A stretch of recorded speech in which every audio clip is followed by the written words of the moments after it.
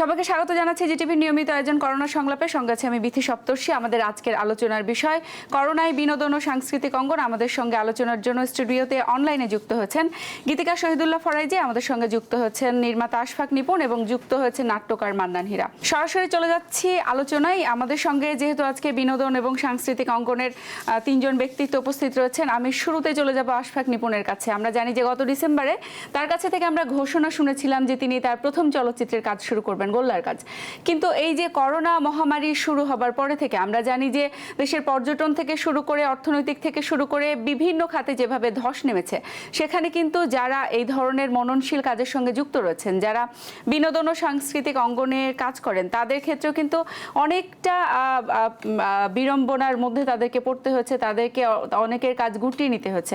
তো আমি একটু আশফাক নিপুণের কাছে জানতে চাই যে আপনি যে কাজের ঘোষণাটি দিয়েছিলেন সেটি প্রায় এখন 1 বছর পিছিয়ে যাচ্ছে, এই ধরনের খবর আমরা গণমাধ্যমে দেখেছি। আপনার কাছে কি মনে হয় এই করোনা মহামারীর ফলে আসলে আপনি কিভাবে এই ব্যাপারটাকে দেখছেন এবং এখান থেকে এটিকে সম্ভাবনা হিসেবে কাজে লাগানোর জন্য কিভাবে কাজ করা যেতে পারে? আমি গত বছরের ডিসেম্বরে যে ঘোষণাটা দিয়েছিলাম, এই বছর হয়তো আমার প্রথম পূর্ণদৈর্ঘ্য চলচ্চিত্রের শুটিং শুরু করতে পারবো। অবভিয়াসলি মার্চের পর থেকে আসলে আমাদের বাংলাদেশের পুরো বাস্তবতা, বাংলাদেশ না আসলে পুরো পৃথিবীর বাস্তবতাই পাল্টে গেছে বলতে গেলে। এবং আপনি যদি আসলে শুধু বাংলাদেশ না, আপনি যদি গ্লোবালি দেখেন, সেখানে আমরা যেই কথাগুলো বলছি, শুটিং করা বা যে কোনো কন্টেন্ট তৈরি করার আসলে প্যাটার্নটাই পুরো চেঞ্জ হয়ে গেছে। আর সিনেমা যেহেতু একটা বেশ বড় একটা সময় নিয়ে ব্যয়বহুল একটা মাধ্যম, আমাকে পুরো প্ল্যানটাই চেঞ্জ করতে হচ্ছে। কারণ আগে যেভাবে প্ল্যান করা ছিল যে সিনেমাটা কিভাবে শুট করবো, আর এখনকার বাস্তবতায় শুট করাটা সেম হবে না। আমি একটা ছোট এক্সাম্পল দিই। একটা সিনেমা ইউনিটে প্রায় অলমোস্ট 80 থেকে 90, 100 জনের একটা পুরো ইউনিট থাকে যারা একসাথে মুভ করে, কাজ করে।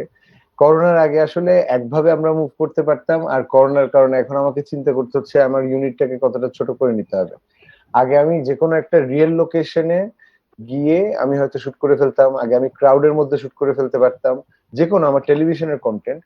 ঠিক সিমিলারলি আমার সিনেমা গোল্লাতে এরকম অনেক কিছু আছে যেটা হয়তো আমি ক্রাউডে গিয়ে শুট করে ফেলতে পারবো, যেটা হয়তো আমি যে কোনো একটা রিয়েল লোকেশনে গিয়ে শুট করব। কিন্তু ওই একই প্যাটার্নটা এখন যদি আমি অ্যাপ্লাই করতে যাই, তাহলে আসলে জিনিসটা ঝুঁকিপূর্ণ হয়ে যায়। আমাকে পুরো বাস্তবতাটা বুঝে পুরো পরিকল্পনাটাই নতুন করে ঢেলে সাজাতে হচ্ছে দেখে আমার বা যারাই ছবি বানাতে চান বা যারাই হয়তো কোনো কন্টেন্ট বানাতে চান, সবাইকে এখন আসলে নতুন করে চিন্তা করতে হচ্ছে। সেটা হচ্ছে মানুষজনের জীবনের নিরাপত্তা, ঝুঁকি সবকিছু বিবেচনা করে। সো ডেফিনেটলি সেটব্যাক তো একটা আসছেই। এই যে করোনার কারণে সব ইন্ডাস্ট্রি যেভাবে একটা ধাক্কা খেয়েছে, আমাদের বিনোদন মাধ্যমও সেভাবেই, আমাদের সিনেমা বা যেই মাধ্যমে বলি, সব মাধ্যমেই ধাক্কা খেয়েছে। আমরা চেষ্টা করছি এখান থেকে উঠে দাঁড়ানোর। কারণ আসলে করোনা কবে যাবে সেটা তো আমরা জানি না, আর আমাদের দেশ থেকে যে কবে যাবে সেটা তো আরো জানি না। যে এখানে আসলে কিভাবে করোনাটাকে ডিল করা হচ্ছে, যে আমরা আসলে ফার্স্ট ফেজেই কি আমরা করোনাকে দূর করতে পারবো, নাকি আমাদের আরো 2-3টা ফেজ লাগবে, তারপর গিয়ে আমরা আসলে সবাই মোটামুটি নিরাপত্তার মধ্যে আসতে পারবো। সো আমরা প্ল্যান করে যাচ্ছি, এখন যেভাবেই হোক কাজ শুরু করতে হবে। দেখা যাক, একটু অন্যভাবে প্ল্যান করে কাজ শুরু করতে হচ্ছে।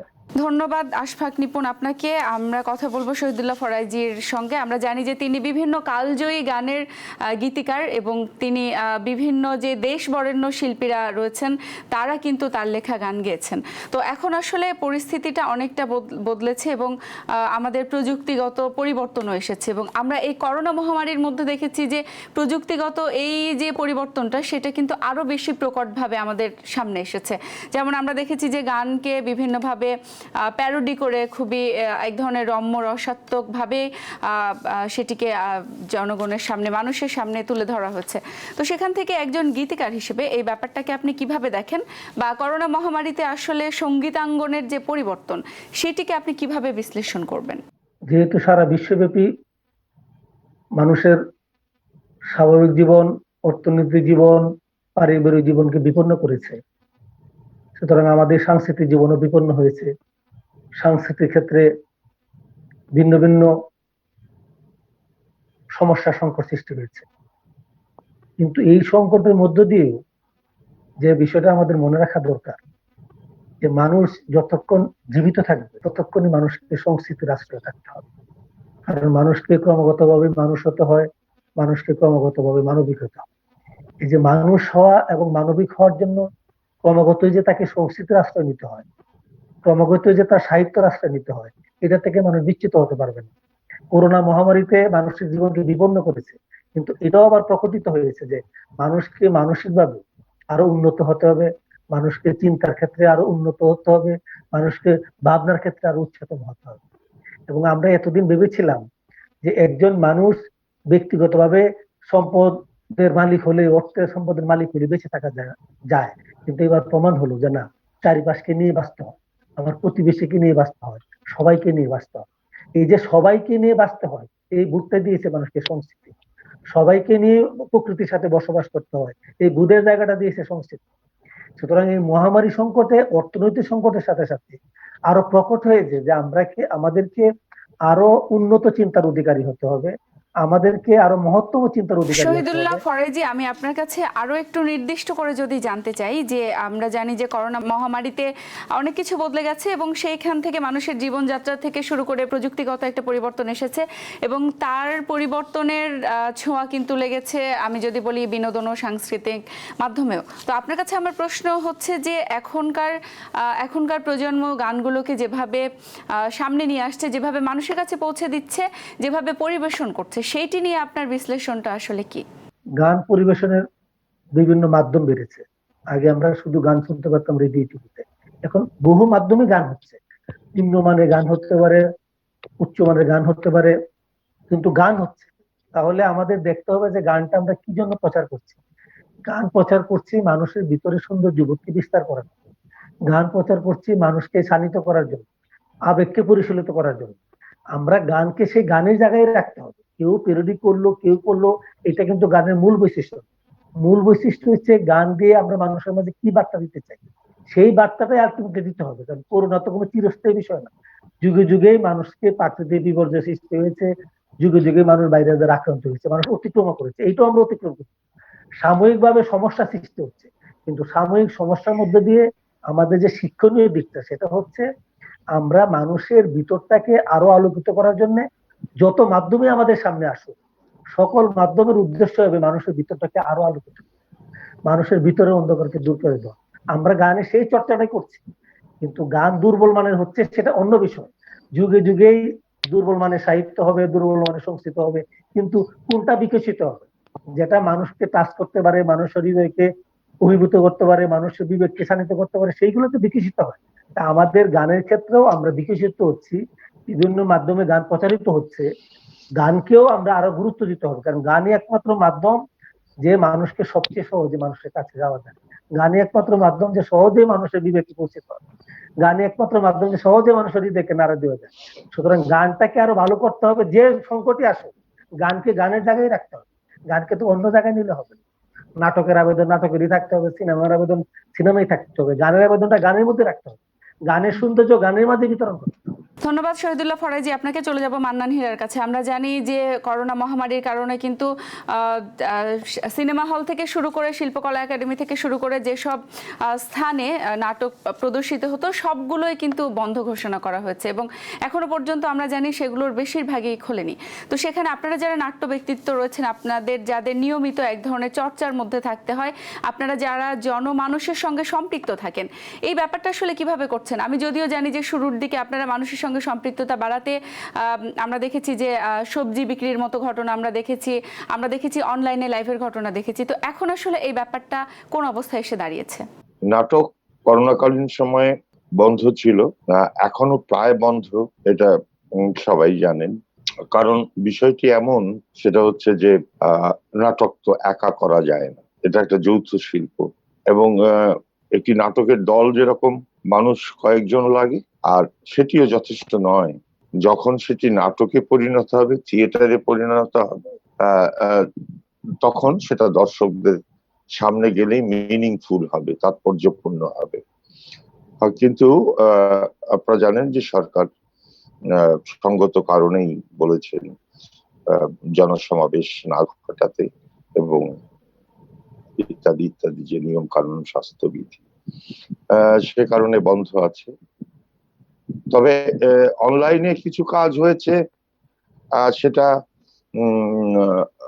এক ধরনের আলাপ আলোচনা, যে আমরা করোনা পরবর্তীকালে কিভাবে থিয়েটারের জন্য নিজেকে তৈরি করতে পারি। কারণ হচ্ছে যে আমরা সবাই জানি যে যে থিয়েটার আমরা করে আসছি, আর করোনা মধ্য দিয়ে বিশ্বব্যাপী যে স্বাস্থ্যবিধি এবং জীবনাচরণের পরিবর্তন আসলো, সেইখানে আমাদের অন্য কিছু করণীয় আছে কিনা এ বিষয় নিয়ে আলোচনা হতো। অনেকেই আপনার ধরুন ভার্চুয়াল মিডিয়াতে একটু একটু অভিনয় করেছে, তারা খুবই সাধুবাদ পাবার যোগ্য, চর্চাটা অব্যাহত রাখার জন্য। কিন্তু তাতে থিয়েটার, যেটা সামগ্রিক থিয়েটার, সেটি তো ঘটেনি। তো এখন আমরা শুনছি শিল্পকলা খুলে দেবে খুব শিগগিরই। মহিলা সমিতি ইতিমধ্যেই কয়েকটি প্রদর্শনী করেছে, কিন্তু আমার দৃষ্টিভঙ্গিটি একটু ভিন্ন। আমাদের এই যেটা বলা হচ্ছে যে করোনা নিয়ে বসবাস আর স্বাস্থ্যবিধি মেনে, তো আমরা যদি সেটি মেনে নেই, যেটাকে নিউ নর্মাল লাইফ বলা হচ্ছে, তাহলে থিয়েটারও করব, কিন্তু আবার এমন ভাবে করব যাতে দর্শক এবং অভিনেতা অভিনেত্রী সকলের সুরক্ষা। আরো আলোচনা আপনার কাছ থেকে শুনবো এবং এই বিষয়ে কিভাবে কাজ করা যেতে পারে সেইটিও আপনার কাছ থেকে আমরা জানবো। তবে এই মুহূর্তে আমরা একটা বিরতি নিয়ে নিব। দর্শক, করোনা সংলাপে নিয়ে নিচ্ছে একটা বিরতি, সঙ্গেই থাকুন।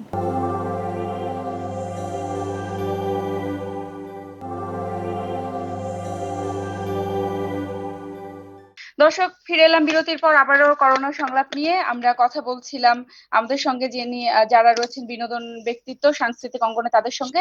শুরুতে চলে যাব আশফাক নিপুণের কাছে। আপনি যেহেতু টিভি নাটকের জনপ্রিয় একজন নির্মাতা এবং আপনি চলচ্চিত্রের ঘোষণাও দিয়েছেন, আপনার কাছে একটু জানতে চাইবো আপনার অভিজ্ঞতা, যে এই মহামারীর ফলে যারা বিভিন্নভাবে ক্ষতিগ্রস্ত, তাদেরকে আমরা দেখেছি যে সহায়তা করা হচ্ছে সরকারের পক্ষ থেকে, রাষ্ট্রের পক্ষ থেকে। তো বিনোদন জগতে আসলে যেভাবে প্রত্যেকে ক্ষতিগ্রস্ত হচ্ছে, সেখান থেকে আমরা খুব একটা গুরুত্ব সহকারে আমরা দেখিনি ব্যাপারটা ভাবতে। এবং আমরা দেখেছি মাঝে কিন্তু একটি সিনেমা হল বন্ধ হবার ঘোষণাও দিয়েছিলেন, তাদের পক্ষ থেকে ঘোষণা দেওয়া হয়েছিল। এখন তাহলে এই ব্যাপারটাকে আপনারা কিভাবে কাটিয়ে উঠতে পারেন, বা আপনাদের আসলে সহায়তার প্রয়োজন আছে কিনা, যদি থাকে সেটি কি ধরনের সহায়তা? এই যে যখন আসলে বৈশ্বিক মহামারী হয় বা বড় কোনো দুর্যোগ আসে, তখন আসলে আর বাকি সবার মতো, যেহেতু এটা একটা বিশাল একটা বেশ অনেক বড় সংখ্যক লোক এর জীবিকার সাথে এই প্রফেশনটা জড়িত, সো একটা তো ইম্প্যাক্ট পড়েই। করোনাতে আসলে অন্য ইন্ডাস্ট্রি গুলা যেরকম, আমি যদি বলি মানে গার্মেন্টস ইন্ডাস্ট্রি বা অন্য যে কোনো ইন্ডাস্ট্রি তে যেভাবে আসলে সরকার প্রণোদনার ঘোষণা দিল বা যেভাবে সাহায্য করতে এগিয়ে আসলো, বিনোদন ইন্ডাস্ট্রিতে সেই জিনিসটা হয় নাই। বিনোদন ইন্ডাস্ট্রিতে আমরা নিজেরা হয়তো নিজেদের সার্কেল বা নিজেদের যে অংশ, আমরা নিজেদের মধ্যে চেষ্টা করেছি আসলে আদান প্রদান করে যদি হেল্প করা যায়। আপনার কাছে আমি আরো একটু ছোট করে জানতে চাই যে এই যে নেটফ্লিক্স বা হইচই বা আরো যারা যেই ধরনের সাইটগুলো এসেছে, এই ধরনের আমরা কিন্তু শুরু থেকে বা একটু আগে থেকে আমরা দেখছিলাম যে তরুণদের মধ্যে এই ধরনের প্রবণতাগুলো বেশি হচ্ছে, যে তারা একটু ইন্ডিভিজুয়ালি আলাদা হয়ে তাদের ব্যক্তিগত ডিভাইসে গিয়ে তারা সিনেমা দেখছেন বা সিরিজ দেখছেন। তো এই করোনার জন্য কি এই ব্যাপারটাকে আরো বেশি কোনোভাবে সামনে নিয়ে আসা হলো কিনা, বা আরো বেশি এটাকে প্রমোট করা হচ্ছে কিনা? হ্যাঁ, দেখেন, যুগের চাহিদা বলে একটা ব্যাপার আছে, সেটা হচ্ছে টেলিভিশন তো বেশি দিন আগের কথা না। আমি যে সাবকন্টিনেন্টে বলি, টেলিভিশনের আগে রেডিও ছিল। যখন আসলে রেডিওর পরে টেলিভিশন আসছে, প্রথমে তারপরে টেলিভিশন আসলো, তখন মনে হলো রেডিওটা আসলে ডেড হয়ে যাবে, হয়নি। সিনেমা তো শুরু থেকেই ছিল, যাত্রাপালাও ছিল, থিয়েটারও ছিল, আর্ট ফর্ম এক এক ভাবে আসে। সিনেমার ব্যাপারটা যেটা হচ্ছে যে আগে যে কালেকটিভ এক্সপিরিয়েন্সটা হতো, সিনেমা হলে আমি যাবো 1000 2000 বা 100 200 লোকের সাথে একসাথে সিনেমা দেখবো, একই সাথে ইমোশনটা রান করবে, বড় পর্দায় দেখার যে অনুভূতি, সেই জিনিসটা এখন ক্রমান্বয়ে আমরা আসলে ক্যাপিটালিস্টিক সোসাইটির কারণে আমরা ছোট হতে হতে হতে হতে হতে এখন আমাদের সমগ্র কিছুই ডিপেন্ড করছে একটা ট্যাবের মধ্যে। আমরা একজন একজনের সাথে কথা বলতে গেলে একটা মোবাইল স্ক্রিনে চলে আসে। সো এই যে আমার যে বন্ধুর সাথে দিনের পর দিন দেখা হয় না কিন্তু চ্যাটিং হয়, ওইটার একটা ইম্প্যাক্ট কিন্তু সিনেমাতেও পড়ছে। যে আসলে আমি বন্ধুর সাথে সিনেমা দেখতে যেতাম, আমি বন্ধুর সাথে পার্কে ঘুরতে যেতাম, কিন্তু এখন আমি যাই না, আমি এখন একা একাই থাকি, আমি একা একাই মোবাইলে চ্যাট করি সবার সাথে, এখন আমি সিনেমাটাও একা একাই দেখবো। বাস্তবতা আসলে সেদিকে যাচ্ছে। এটা এখন যুগের চাহিদা বলি বা ভয়াবহতা বলি বা যেটাই বলি না কেন, এই বাস্তবতার সাথে আসলে আমাদেরকে কোনো না কোনো ভাবে ব্যালেন্স করে চলতে হবে। যে আচ্ছা হ্যাঁ ঠিক আছে, কিছু কিছু সিনেমা থাকবে যে জিনিসগুলো আসলে এই যে এখনকার তরুণ প্রজন্ম নিজেদের মতো করে দেখতে চাইবে, তবে বিগ স্ক্রিনে সিনেমা দেখানোর এক্সপিরিয়েন্স আর মোবাইলে সিনেমা দেখানোর এক্সপিরিয়েন্সের মধ্যে দুইটা বড় পার্থক্য হচ্ছে, বিগ স্ক্রিনে যখন আপনি পয়সা খরচ করে দেখতে যান, আপনি জানেন আগামী 2 ঘন্টা এখান থেকে বের হবেন না, আপনি একটা মাইন্ডসেট নিয়ে বসেন, এবং ওই সিনেমাতে আপনাকে যা দেখানো হবে যদি বিশ্বাসযোগ্য ভাবে দেখানো হয় তাহলে সেটা আপনি এনজয় করেন। কিন্তু ডিভাইসে যখন আপনি সিনেমা দেখেন, তখন যদি একটা ফোন আসে, কেউ যদি নক করে, কোথাও যদি যেতে হয়, খেতে ডাকে, আপনি পজ দিয়ে তারপর জিনিসটা দেখতে যাবেন। সো সিনেমা দেখার, অব্যাহত ভাবে সিনেমা দেখার যে একটা এক্সপিরিয়েন্স, যে আপনি ইমোশনটার মধ্যে ঢুকে গেলেন, ওই জিনিসটা কখনোই ডিভাইসে সিনেমা দেখানোর মধ্যে পসিবল না, ওটিটিতে বা ইউটিউবে।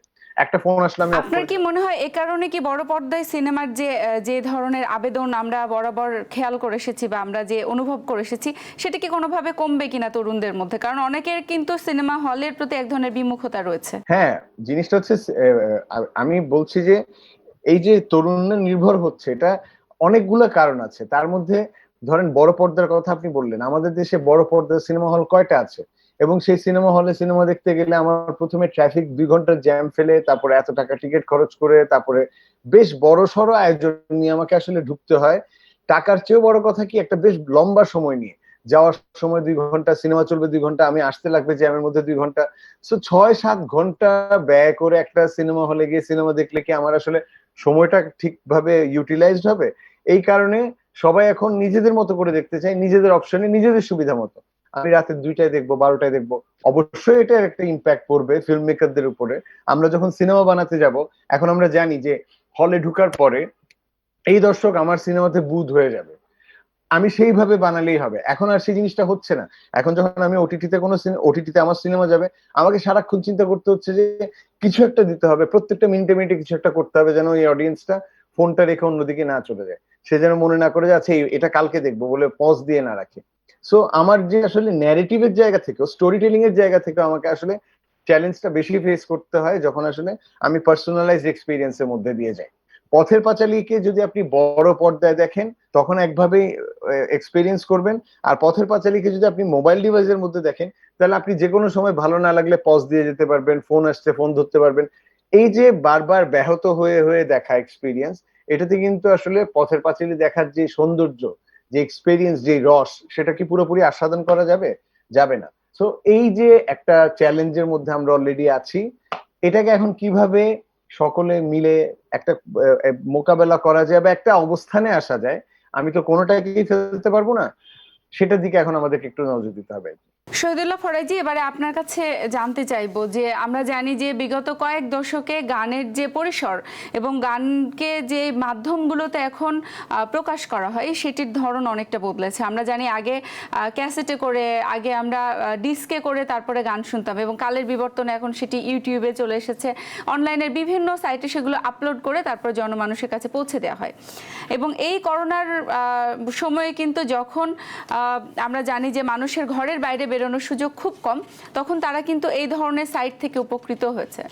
তো আমি আপনার কাছে একটু জানতে চাই যে একজন প্রবীণ গীতিকার, একজন দেশ বরেণ্য এবং আমি বলবো যে একজন বিখ্যাত গীতিকার আপনি, তো আপনি আসলে এই ব্যাপারগুলোকে কিভাবে দেখেন? এই যে মানুষের কাছে গানকে এভাবে সহজলভ্য করে পৌঁছে দেওয়ার ব্যাপারটাকে আপনি আসলে ইতিবাচক নাকি নেতিবাচক কিভাবে দেখেন, বা এর বাইরেও যদি অন্য কোনো দৃষ্টিভঙ্গি আপনার থাকে?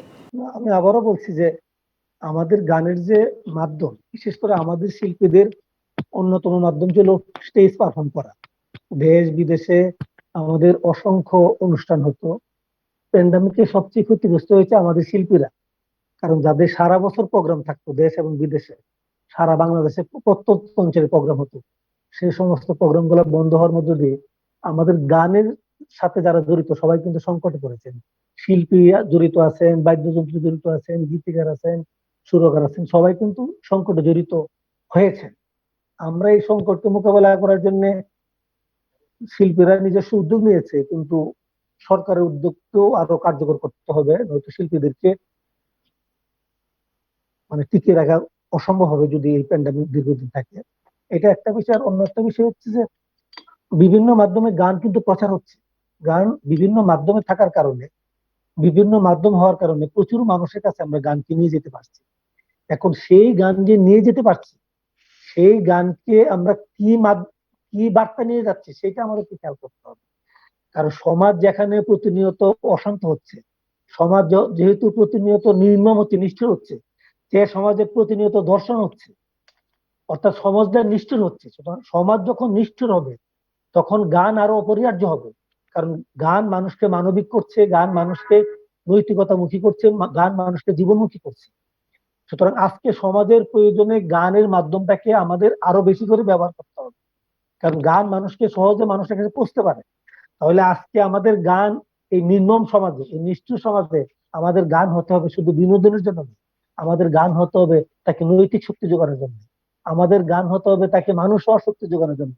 আমাদের গান হতে হবে মানুষকে ভালোবাসার, ক্রমাগত মানুষকে ভালোবাসার শক্তি যোগানোর জন্য। তাহলে আজকে গানের প্রয়োজনীয়তা অন্য যে কোনো মাধ্যমের চেয়ে এখন গুরুত্বপূর্ণ।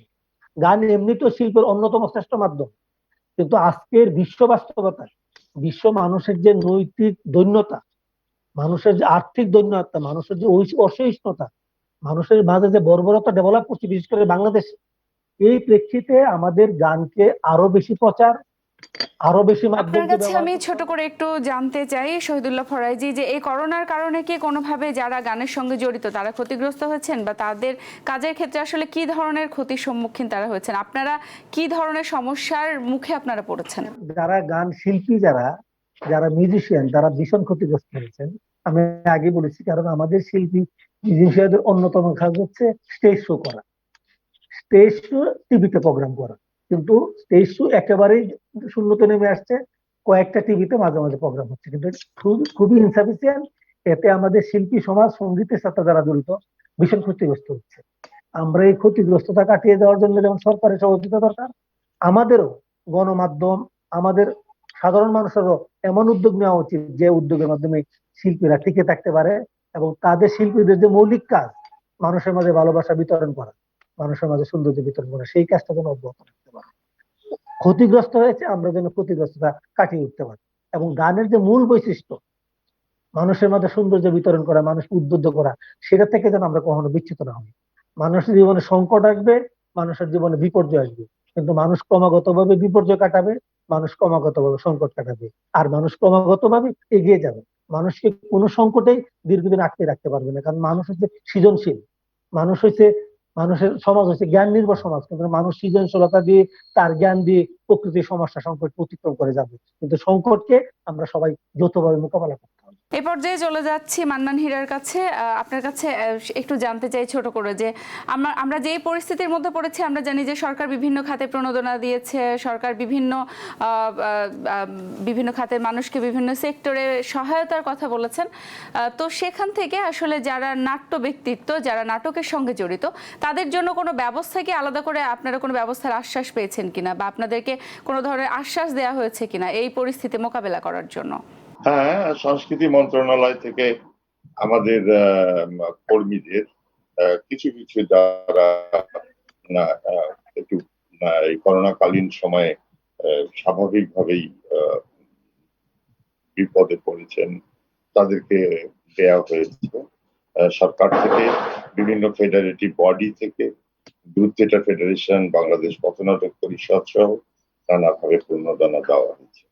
কিন্তু ধরুন যে আমি মনে করি কি যে এর করোনা এমন একটি দীর্ঘমেয়াদী ব্যাধি এসে আমাদের উপরে চেপে বসেছে, প্রণোদনার উপরে মধ্য দিয়ে তো এটিতে এভাবে টিকে থাকা সম্ভব না। এখানে একটি স্থায়ী ব্যবস্থা করা দরকার। হ্যাঁ, সুতরাং এর জন্য সরকার বা কর্তৃপক্ষ কি ভাববেন সেটি দেখার বিষয়। আমি আপনার কাছে আরেকটু ছোট করে জানতে চাই যে এই করোনার মধ্যে যারা ক্ষতিগ্রস্ত নাট্যকর্মী রয়েছেন, আমরা জানি যে যারা নাটকের সঙ্গে জড়িত তারা কিন্তু সবসময় সেইভাবে অর্থনৈতিকভাবে খুব একটা লাভবান অবস্থায় থাকেন না। তো এর মধ্যে করোনা মহামারীর কারণে যখন সারা বিশ্বই এক ধরনের ঝুঁকির মধ্যে পড়ে গেছে, এক ধরনের অর্থনৈতিক ঝুঁকির মধ্যে পড়ে গেছে, সেখানে আসলে নাট্যকর্মীদের অবস্থাটা আসলে কেমন এবং তাদেরকে কোনোভাবে সহায়তা দেওয়া সম্ভব হবে কিনা, হচ্ছে কিনা? আমাদের মতো তৃতীয় বিশ্বে সরকারি প্রণোদনায় থিয়েটার হতে আমরা দেখি না খুব একটা, কিন্তু এটা খুবই মৌলিক ব্যাপার যে প্রণোদনাহীন ভাবে থিয়েটার মানে থিয়েটারকে জীবন্ত রাখা, এটাও একটি কঠিন কাজ। ধরুন সেক্ষেত্রে সরকার এবং বিশ্বের সর্বত্র এবং আমাদের ভারতেও দেখবেন যে স্যালারি গ্র্যান্ট আছে। সেই স্যালারি গ্র্যান্টটাকে আমরা চালু করতে বলেছি সরকারকে দীর্ঘদিন হলো, কিন্তু সেটা হচ্ছে না।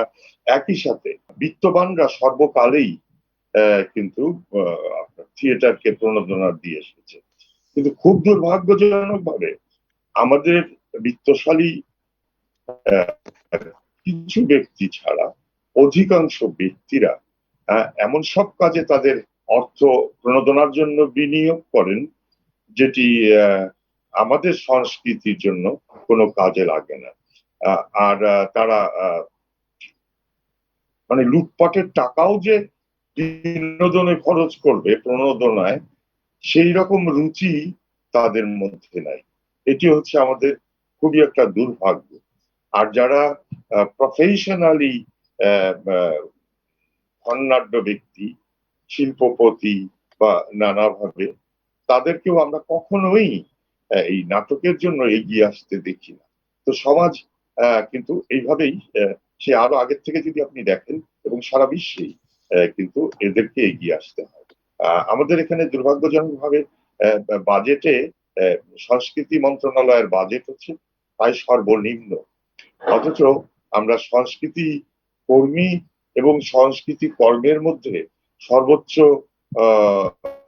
আশা করব, এটা তো একটা মানে ঠিক না। এটা একটা বৈজ্ঞানিক ধারণা, কারণ প্রথমে তো কর্মীদেরকে সার্ভাইভ করতে হবে এবং বাংলাদেশের নাট্যকর্মীদের অর্থনৈতিক অবস্থা আপনি নিজেই বললেন যে খুবই মোটামুটি ভাবে অধিকাংশরাই অসচ্ছল এবং নানা ধরনের প্রতিকূলতার মধ্য দিয়ে জীবনযাপন করে।